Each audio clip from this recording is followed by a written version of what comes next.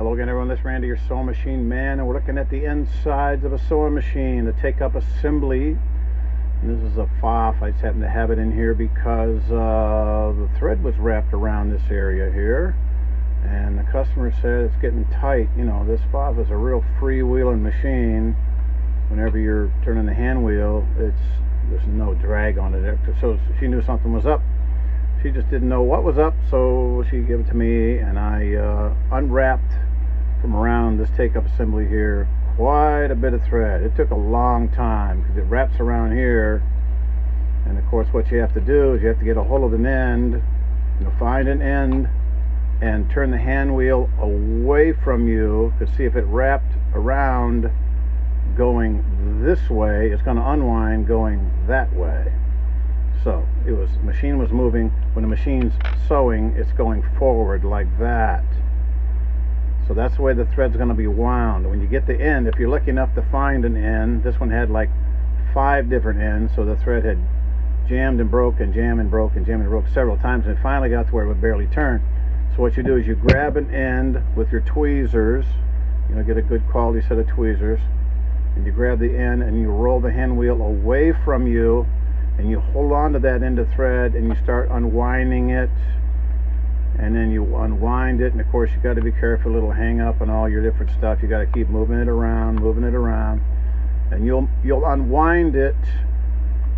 And I always tell people that think of forever, and then it's just 10 minutes shy of that. That's when you'll finally get it all unwrapped, because it takes a long time. And it's just one of those things, and I say that you can't teach patience and perseverance. It's something you develop. Some people throw in the towel and say, nope, I'm not going to do it. Sometimes you have to get your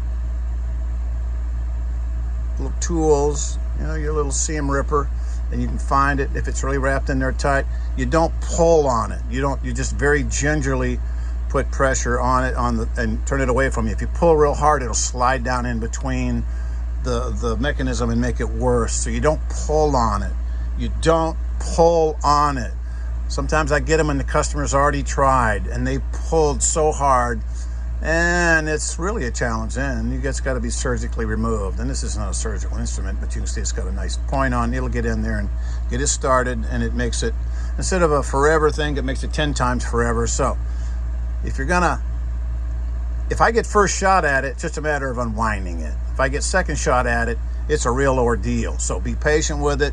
Don't pull hard. I hope I mentioned that. Don't pull hard. Very gently turn the hand wheel away from you, because it wrapped going towards you as you're sewing. So it's going to have to unwrap turning away from you.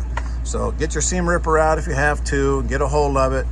Get a good quality pair of tweezers, and then get after it. If you have a machine that the top comes off and you can get access, that helps a great deal. If you have some of these machines now, they're like a bar of soap and there's no access, well, good luck, because you got to go through here, and it takes 10 times forever, 100 times forever. It's just crazy.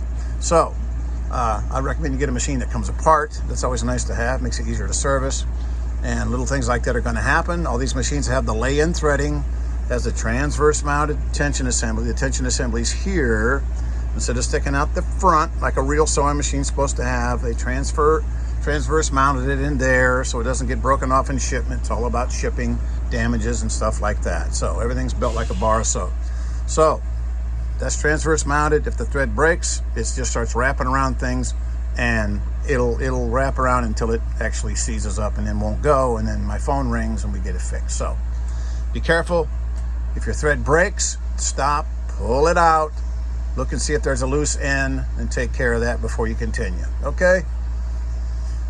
It's a real tough one to do, but you can do it. But if not, they get somebody who knows what they're doing. Okie doke. Thanks.